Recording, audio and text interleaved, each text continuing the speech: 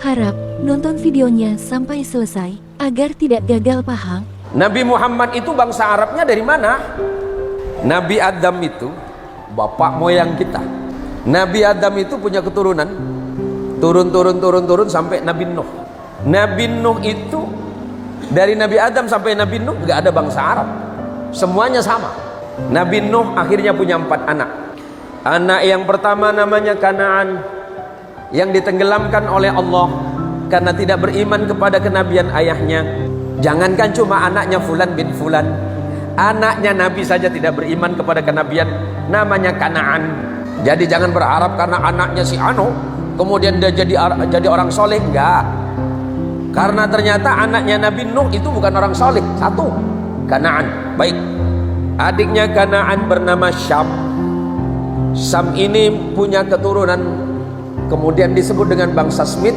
Bangsa Smith ini kemudian menjadi cikal bakal bangsa Arab, orang yang tinggi besar yang ada di Syarqul Awsat di Timur Tengah. Yang ketiga namanya Yafis. Yafis itu menurunkan kita, bangsa-bangsa kecil. Di mana itu?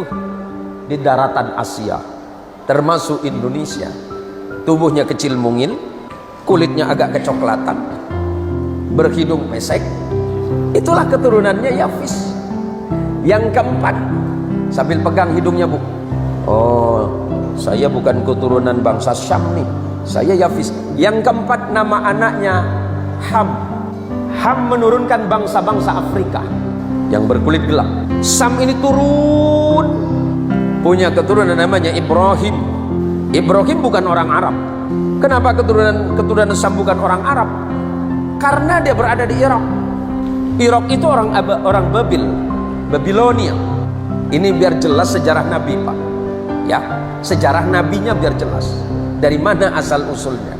Ibrahim punya anak dari istri yang berasal dari Palestina, namanya Hajar. Lahir anak laki-laki bernama Ismail. Berarti Ismail itu terarabkan karena ibunya. Ibunya bangsa Arab Palestina. Ismail punya anak keturunan yang bernama Haidar. Haidar punya keturunan turun terus ke bawah. Salah satunya kemudian bernama Adnan. Adnan ini cikal bakal datuk moyang Nabi.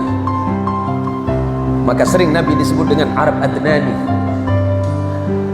Turun lagi, turun sampai generasi kesekian belas, bertemulah kepada Hashim. Turun anak namanya Abdul Muttalib.